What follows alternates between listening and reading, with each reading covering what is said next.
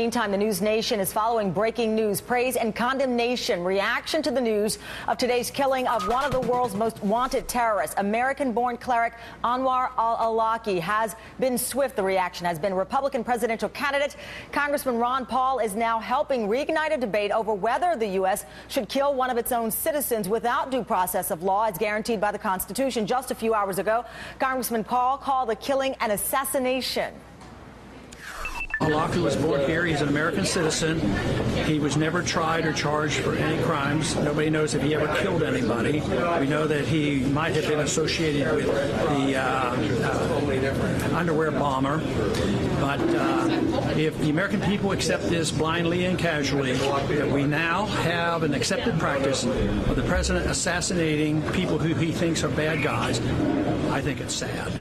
The U.S. officials say Al-Aulaqi was killed in Yemen by a missile fired by a U.S. drone. His death is considered to be, in some respects, as significant as the killing of Osama bin Laden. This morning, President Obama detailed the importance of what's happened here. The death of Al-Aulaqi is a major blow to al-Qaeda's most active operational affiliate. Al-Aulaqi was the leader of external operations for al-Qaeda in the Arabian Peninsula. In that role, he took the lead in planning and directing efforts to murder innocent Americans. And joining me now, NBC News senior investigative producer Bob Windrum and NBC News terrorism analyst Evan Coleman. Gentlemen, thanks for joining us. First, Bob, let's talk about the significance of this. As I mentioned, some people are comparing it in some ways to the killing of Osama bin Laden.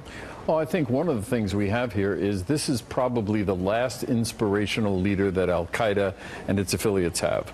The last one who can really raise the level of interest in the public that they're going after. Ayman al-Zawahiri, who has succeeded bin Laden, he is not an inspirational figure. He is more of a didactic figure. He is an academic. This is somebody who a lot of people felt inspired by, including a number of people who tried to carry out attacks on the United States, not just in recent days, but going back years. Remember, this is somebody who had within his sermons, listening to him, at least two of the 9/11 hijackers. And this is somebody who was immediately interviewed after 9/11 and then went off to escape what he called harassment in Yemen. This is a very significant player who is not a new player. He's gone back at least a decade.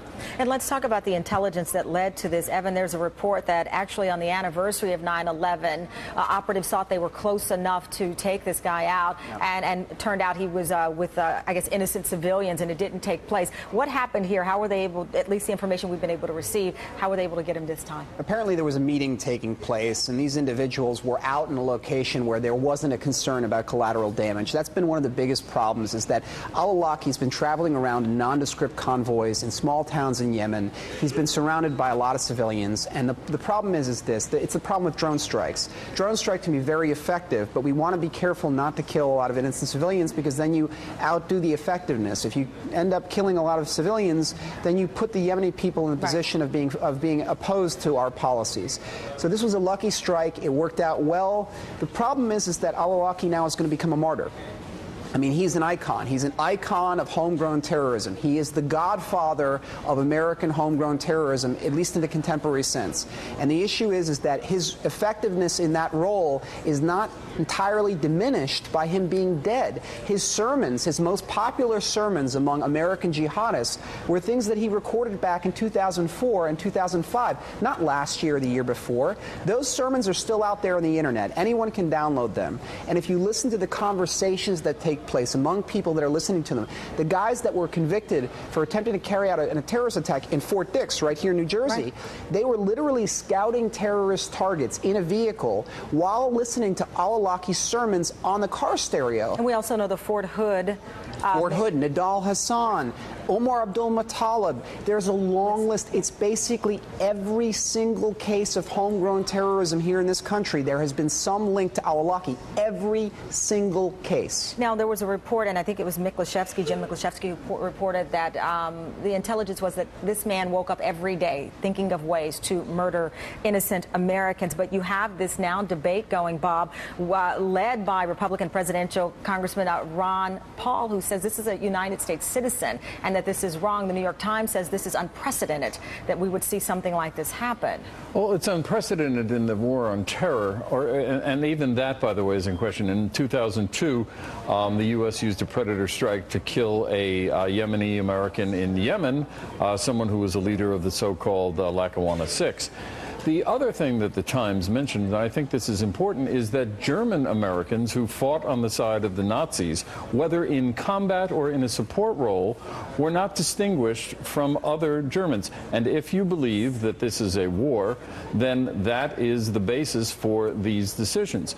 And I think finally in this area, I don't think that this issue is going to resonate very much with the American public. And as a political statement, as a legal statement, it's interesting, but I don't think it's going to have much of an effect on the U.S.